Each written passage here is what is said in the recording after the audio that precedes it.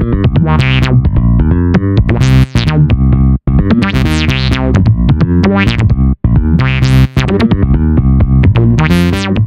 to part 5 of my series about Softube's Modular.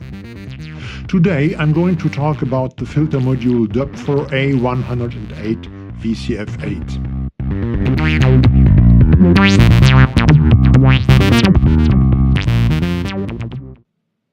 Well, a short overview at first.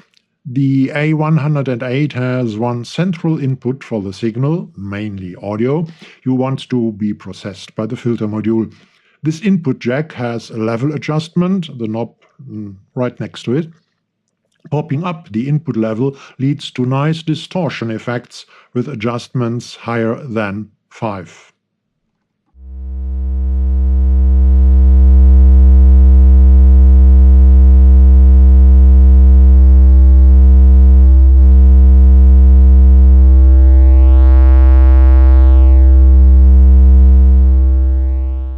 There are 5 outputs, correspondent to the 5 filter modes.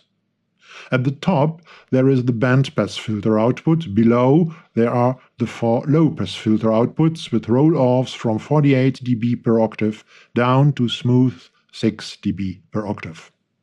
You see 5 knobs on the right. The knob on top adjusts the cutoff frequency Fc of the filter. When you modulate this frequency by feeding a signal in one of the upper 3 jacks in the middle column, the knob adjusts the basic or center frequency around which the cutoff oscillates, changes, goes up or down and so on, depending on the kind of the modulating signal. The input jack called CV1 has an approximately 1 volt per octave characteristic. Therefore, feeding in the node control voltage from the MIDI to CV module leads to a key follow of the cutoff frequency. Don't worry, I'm going to demonstrate and explain and talk about the details in a minute. The 2 jack and knob pairs below are meant to adjust or modulate the cutoff frequency on a smaller but more detailed scale. With the knob completely to the right, to maximum, the input jacks called CV2 and CV3 have a response of only half a volt per octave. All signals fed in the 3 CV jacks add up to the resulting modulation or adjustment of the filter's cutoff frequency. The knob at the bottom, called emphasis, adjusts the filter's emphasis. Of course it does. Well, often also called filter resonance or filter Q.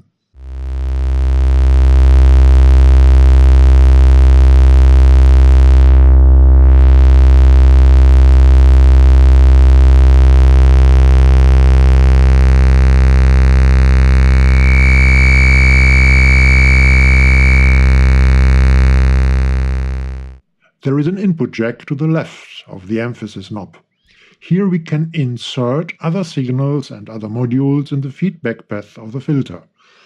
Be patient, there will be some nice experiments about that matter later in this video. Alright, now for the details and explanations. I promised in tutorial 1 that even complete beginners would be able to follow this series. Therefore, a short explanation of the terms at first. A low-pass filter lets the low frequencies pass, hey yeah, what a surprise, and blocks the high ones. The cut-off frequency, Fc, is the frequency at which the filter starts blocking. But a filter is not an everything or nothing kind of thing. The high frequencies near to the cutoff frequency are attenuated but not completely blocked. The higher the frequencies are, the more are they attenuated until, at a certain distance from the cutoff frequency, they are completely blocked at least. The numbers 48 dB, decibel, and for example 24 dB and so on, tell us by what amount per octave distance from the cutoff frequency the filter attenuates the input signal. In the graph, the filter's roll-off is about 24 dB per octave. The emphasis, also called resonance or filter Q, does again what its name tells us. It emphasizes the frequencies around the cutoff frequency. The amount of emphasis reaches up to self-resonance at the cutoff frequency.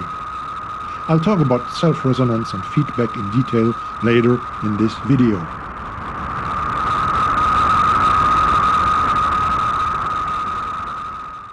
So far, the low-pass filter.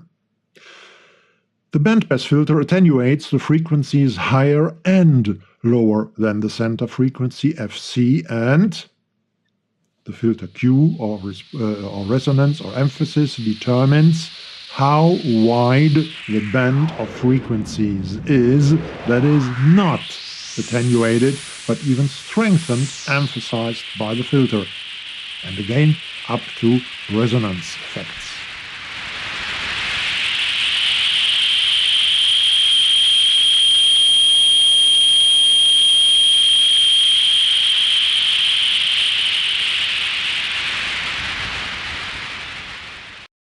Well, let's have a look at the filter curves of the A108 VCF8. There won't be any further commands necessary after the above given explanations, I think, and so let's lean back, watch and listen. Perhaps the short remark that the 24 dB filter characteristic is often called Moog-like, or, not completely precise, simply Moog filter.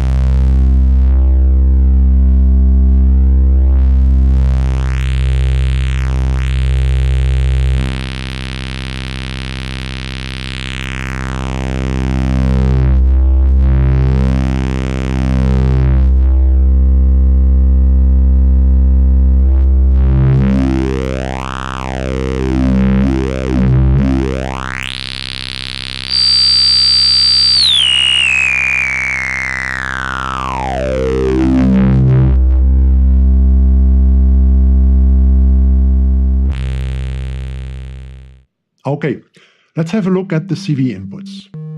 I choose a saw wave and a nice cutoff frequency and play along the keyboard.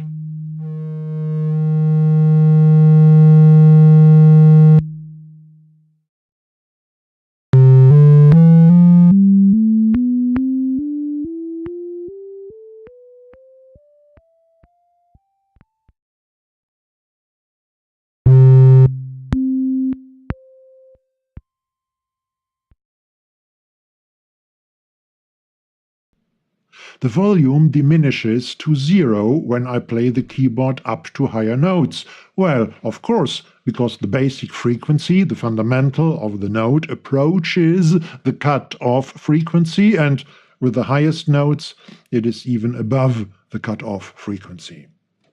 But I want to preserve the nice character of the sound I adjusted with the lower notes. OK. I connect the note output of the MIDI to CV module to the CV1 jack of the filter and get what I want.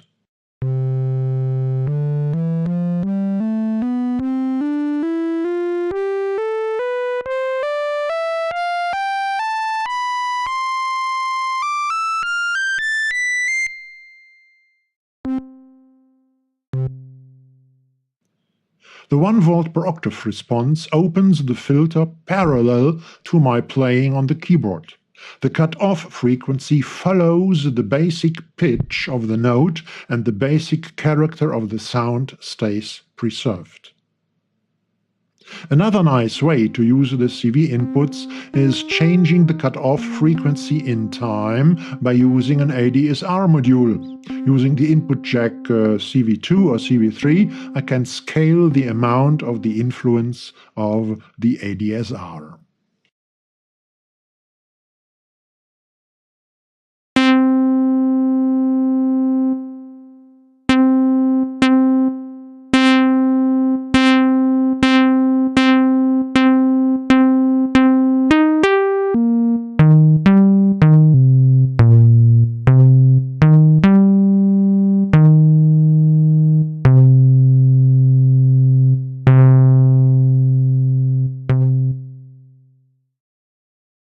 And, at last, I use the third CV input to feed in an LFO. And again, I attenuate the LFO's influence using the knob right of the input jack.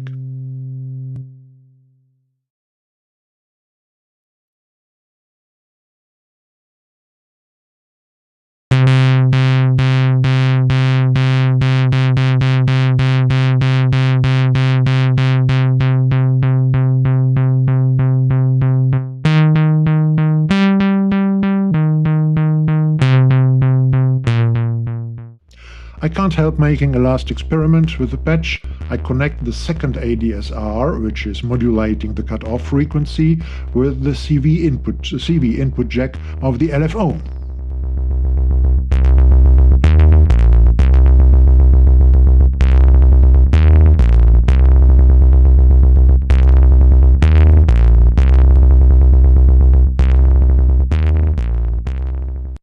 Alright, the audio input now. With the audio level knob at more than 5, we get nicely distorted sounds.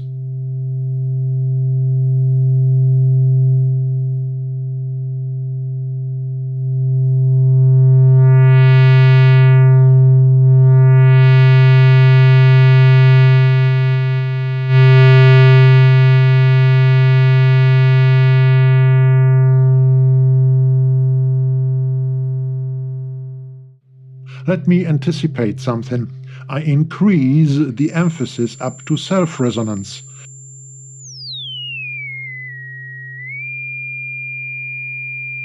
Then I increase the audio input level and, alas, the resonance vanishes again.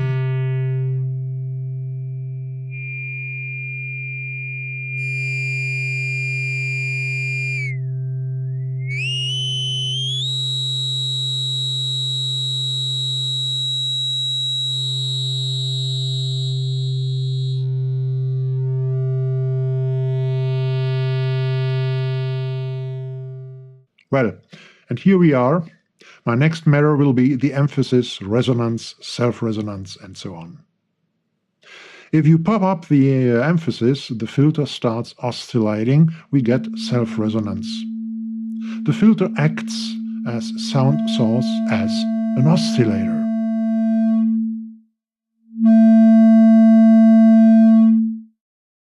The filter produces a sine wave.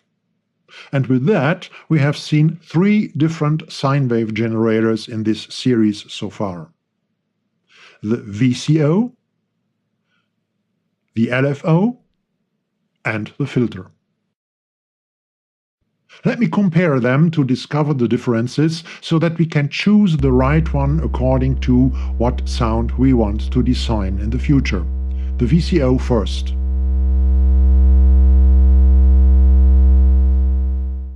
Now the LFO. With the LFO there is, of course, the limitation to quite low frequencies. We can increase the range up to higher frequencies by inserting a control voltage, but even this method has its frequency limitations. But the sine wave is cleaner than that of the VCO.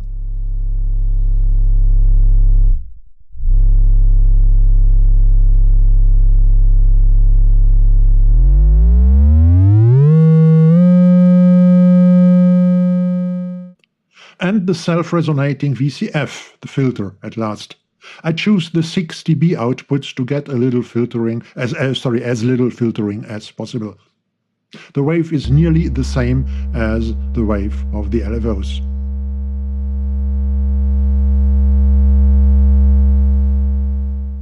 But with the other filter outputs, with a steeper roll-off, I get the wave even cleaner.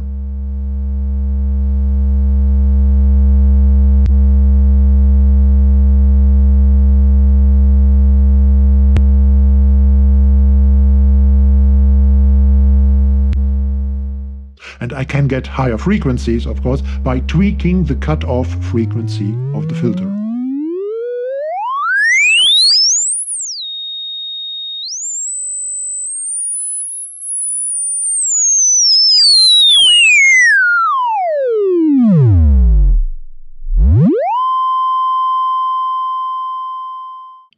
But why changing the frequency manually? We discovered that the CV1 input has a 1 volt per octave response.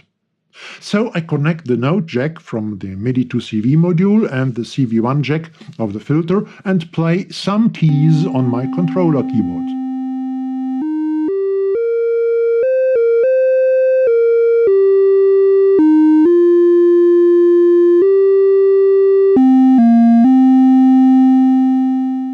And when I tune the VCF to a VCO, I can play them perfectly together. I'll tune the VCF an octave lower than the VCO. I like sine waves better when they are in the lower frequency bands.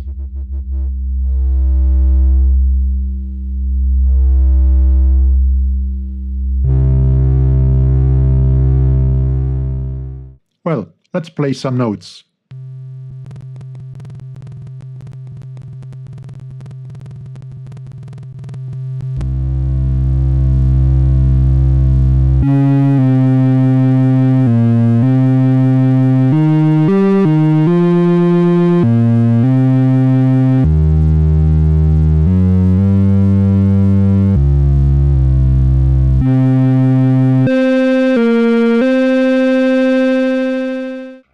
Well, back to emphasis without self-resonance. We discovered how emphasis, or filter Q, strengthens, emphasizes the frequencies around the cutoff frequency. We know already how to modulate the cutoff frequency using control voltage, and we know about the 1 volt per octave characteristic of the CV1 input jack.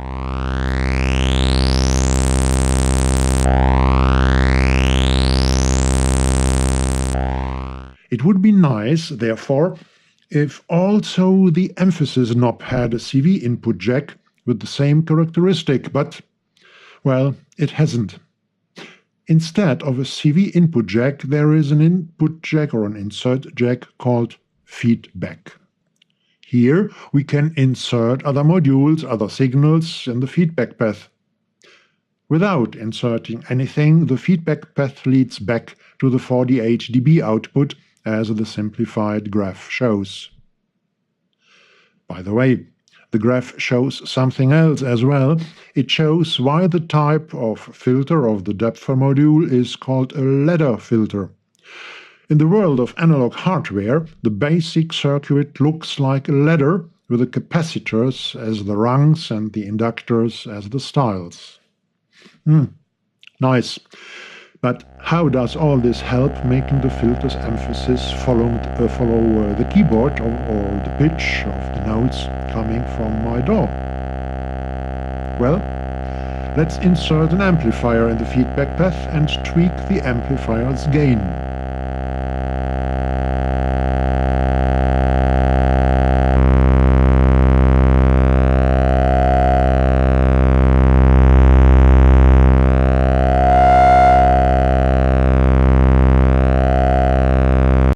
Okay, and now only one step more.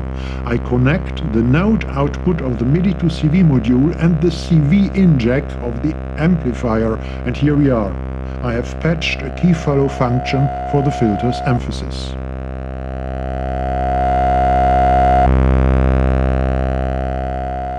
A simplified graph again to make it absolutely clear. We can, of course, use any of the other filter outputs to feed it back through the amplifier.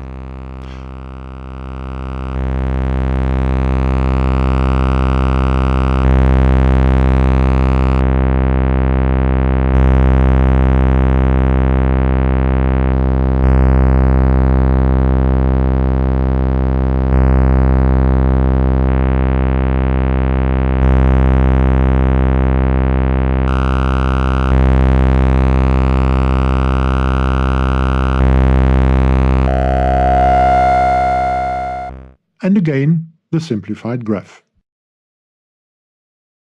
Alright, as this is not a workshop about patching a modular synth, but a tutorial about the functionality of the individual modules, it's done again. This was part 5 of my series of tutorials about Softube Modular. Thank you for watching. The next part of this series about Softube Modular is going to deal with the ADSR envelope generator and perhaps with the LFO2. There is a website of mine at www.rofil-media.net where you will find more information about this series of tutorials and about the modular. You can also download all drafts and graphics of this tutorial from there. There is also a forum there, the Deep Sound Divers Coffee House, where you can discuss my videos and their matters. Please consider liking, sharing and subscribing.